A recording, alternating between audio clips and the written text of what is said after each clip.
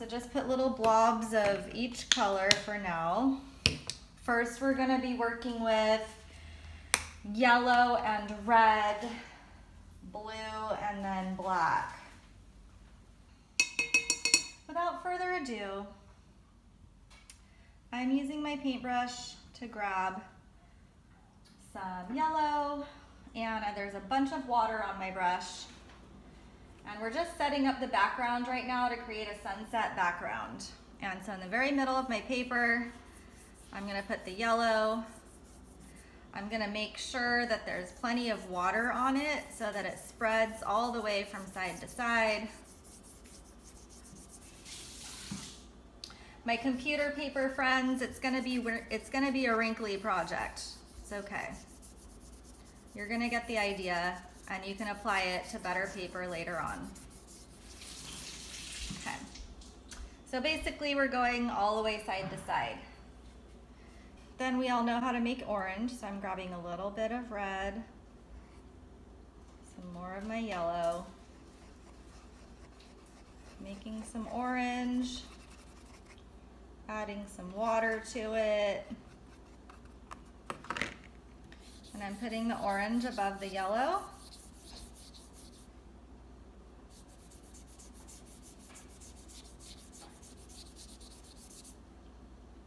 I'm trying to keep the top part a little more wet so there's a better transition with the next color.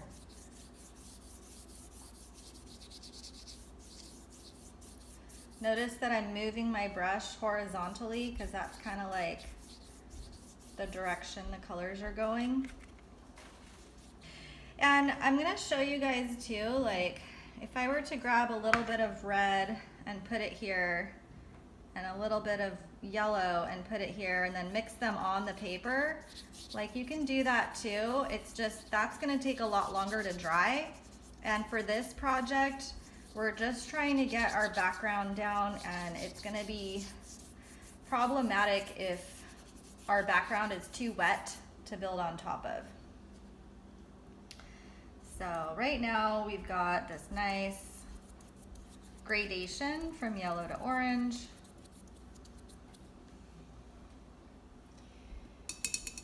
I'm washing out my brush in my water, and I am squeezing it out with my rag so that there's no more orange and yellow on there. And now I'm gonna get a lot of water on my brush, get some blue, and up here I'm gonna start putting blue. I'm gonna allow it to come down into the orange. Notice if your paint's not moving, then you need a little more water.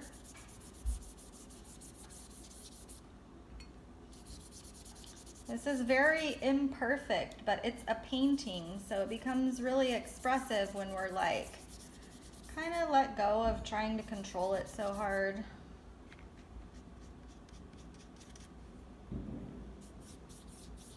I'm allowing my blue to come over the orange. That's just regular blue. And then the next thing I do is I make some navy blue. So I'm gonna make our shade of blue, grab some blue.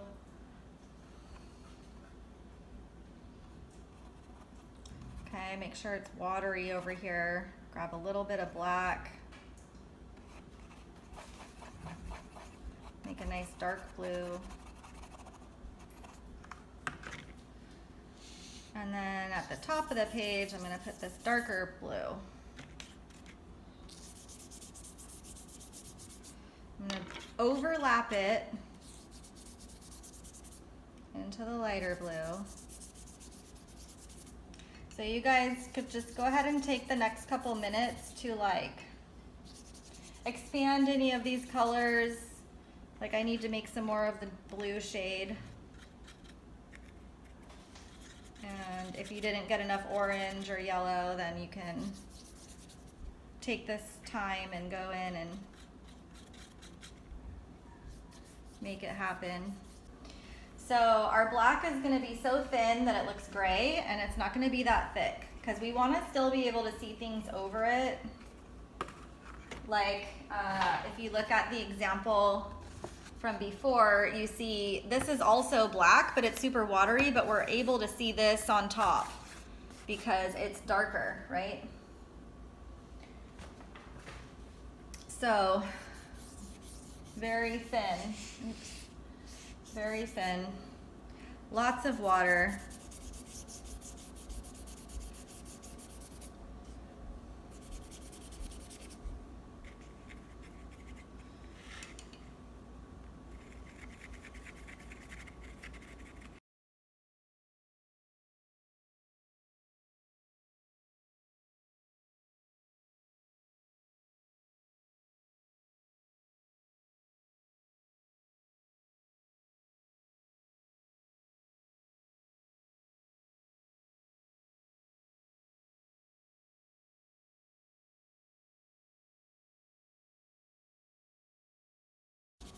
When you guys put the water down first and then you add some paint to it, you can see that the paint kind of like disperses into the water and it can make a really cool effect, which is really great, especially for backgrounds, landscapes and sky, because it's so organic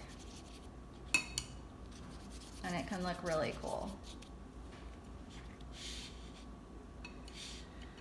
All right. There's that.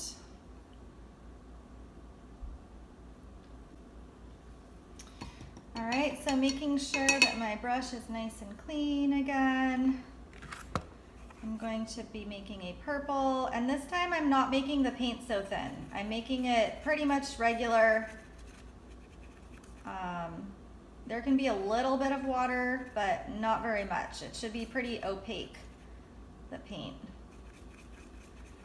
So purple is made from blue and red, as you guys know, because you just made a color wheel. And we're trying to make it actually purple, not red purple, not blue purple. Let's see how this turned out. So what we're gonna do is let this kind of overlap the horizon a little bit.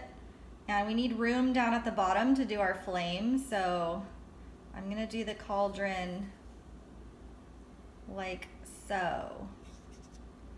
So you're gonna put like a semicircle or like a C or a U like this.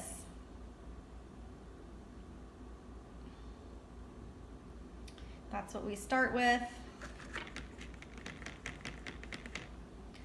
And then you can just put like a line across the top, or if you want it to be a little more dimensional, try putting an oval.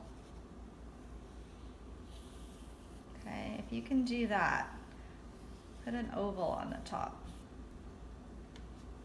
And then you might need to mix more purple. We're gonna fill that in.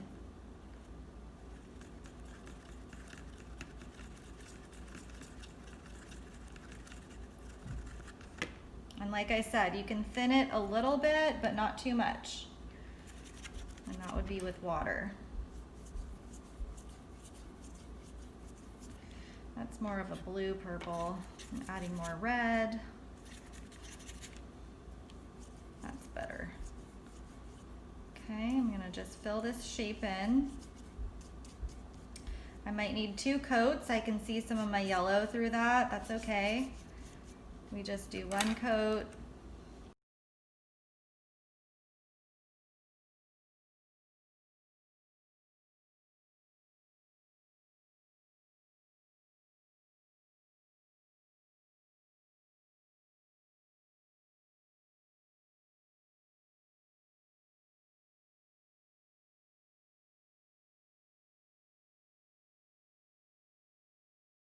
Now everybody look up here really quick. I want you to see that this shape is round, right? And I'm gonna be doing my brush strokes now that it's filled in across the form, not up and down because that would flatten it, but I'm doing as if I'm wrapping around it.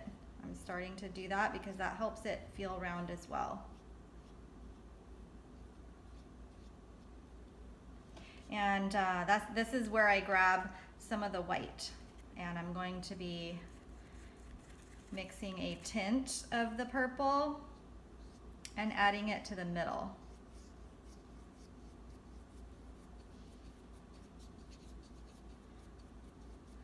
Following the curve of this cauldron.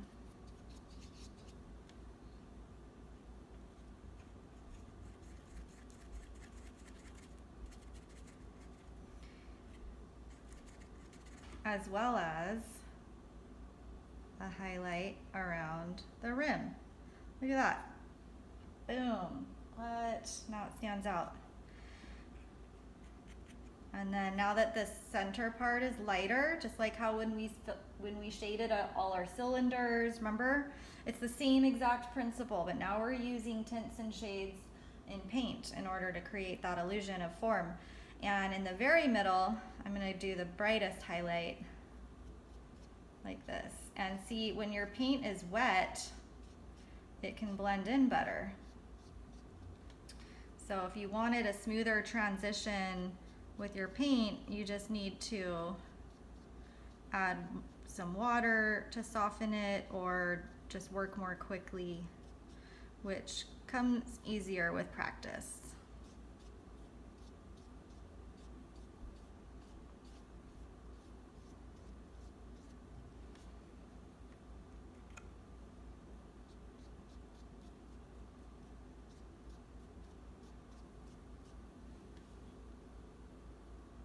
There. All right. Not bad, not bad.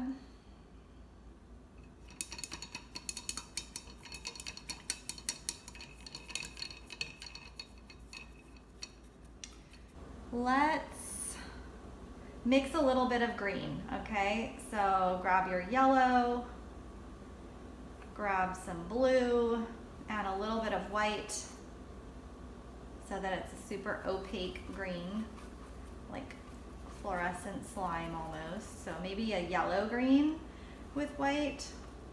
And now I'm gonna put green in the middle. I'm gonna make it so we're making something green right here.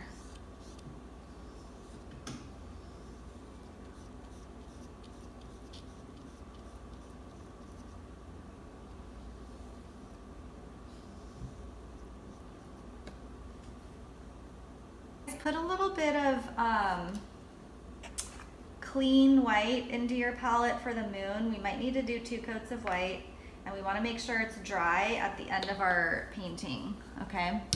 So clean white, make sure your brush is super clean.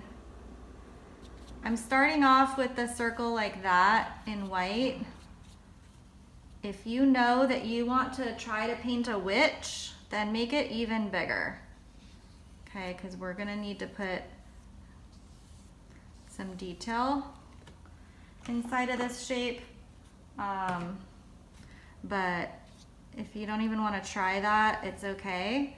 But we will try it. And we're just gonna need to have a bigger shape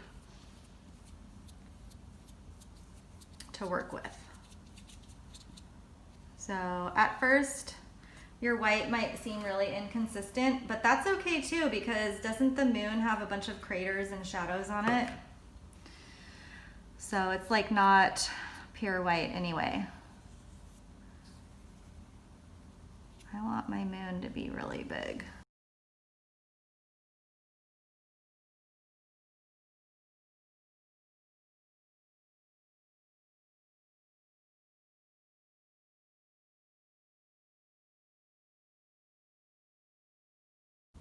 I have some white left on my brush, and I'm going to do those little spirits we talked about in the background. I'm going to just put my brush down. I'm going to make like a little circle mark, and then I'm just gonna let it fade out. It's like almost like I'm just wiping my brush off, kind of like that.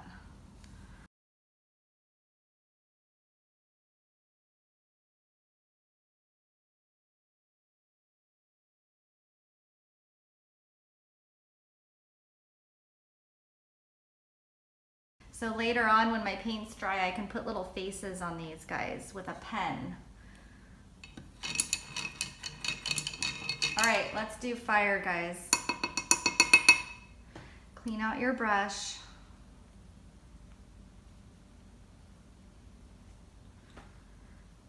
Make sure you have red and yellow, and we already have white. But if your red is all dirty and your yellow is all dirty, then get a little clean red and some clean yellow. All right, so I'm gonna start with red all the way thick, no water. This has to be really thick. And I'm going to start at the bottom, and I'm just gonna go like this. So I'm putting my brush down, and as I go out, I lift up. So I'm kind of like flicking the brush, and I'm gonna let it overlap my pot a little bit, which ideally I would have been more patient and waited till my purple dried. See, I got some purple down here, but it's like, it's fire, so I'm not really that worried about it because sometimes there's those colors in it too. So I'm going like this. That's my base. Grabbing more red. And this time I am grabbing some yellow at the same time. So I have, where's my brush? See, I have red and yellow on my brush at the same time. Putting it down, and now I'm going to like do curves. And when you run out of color and it starts to get brown, you just get more.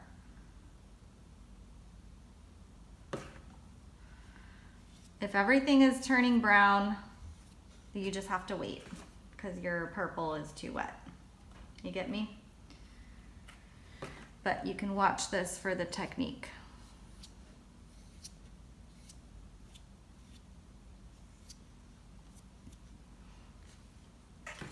Now I'm gonna grab a little bit of white. I'm gonna put that on there. And not all of them are exactly the same, but it's basically like that. I mean, does it look like fire? Not really, but in the context of this picture, our brains are like, oh, that's fire. And now that we have this down, you can go in and you could actually use your other brush if you want, and you can be more deliberate and you can say like, oh, I want this to be shaped like a flame, like a classic one, you know? So you're like, oh, I'll shape it some more. You know what I'm saying? Like you can take time and add more details on top. Sometimes less is more though. Depends. A little spark flying.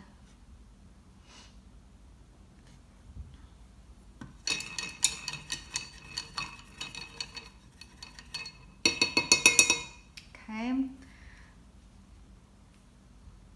I would probably go in after this dries, add a little more white to some sections, and then put more yellow on top of that just to make it super bright. I have just cleaned out my brush and I want to create the thing that holds the cauldron. So it's basically an X.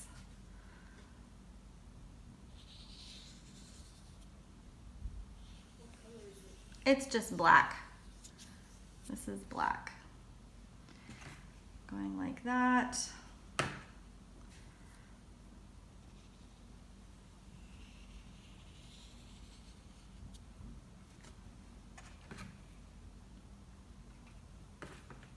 Just imagine that it's like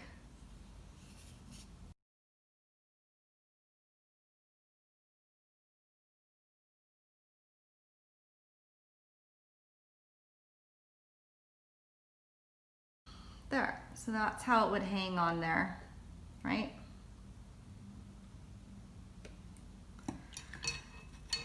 I mean, it's kind of cute. It's not perfect. Put a little.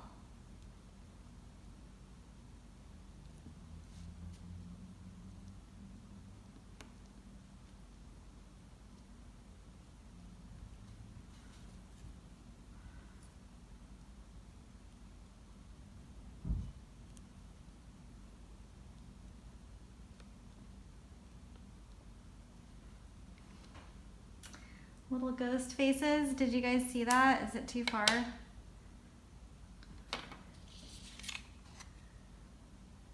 Look at them. Your round pointy brush is necessary. Hopefully my moon is dry enough. First thing I'm going to do is create the broom by doing a line and making the end of the broom.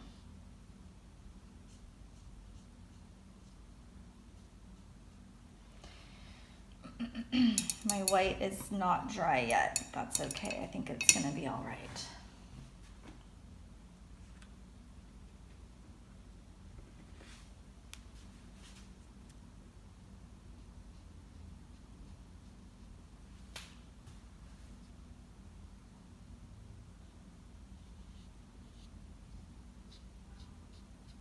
There. Is that a broom, basically? This part is going to be way easier than you think. We're going to do a shape that's like a curve this way. Like there's a banana on top. And then legs that go this way.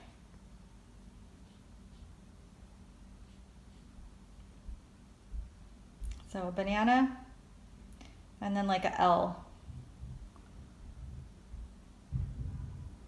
Can you guys see that? All right, and then she's gonna be holding it with her front arm.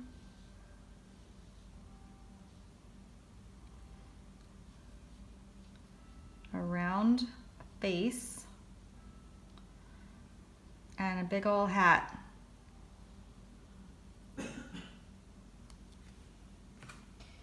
With a point.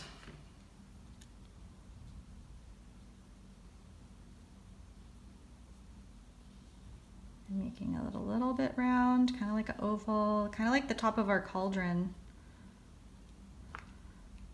And I'm gonna make the point going back a little bit so that it's like,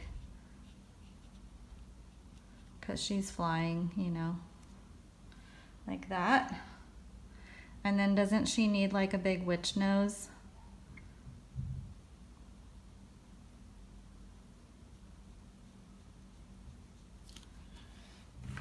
My paint kind of dried up. Whenever your paint gets sticky, just add a little bit of water.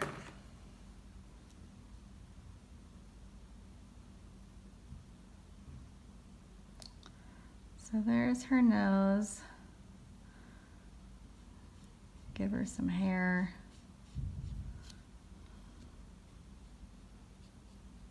Make it more like a skirt.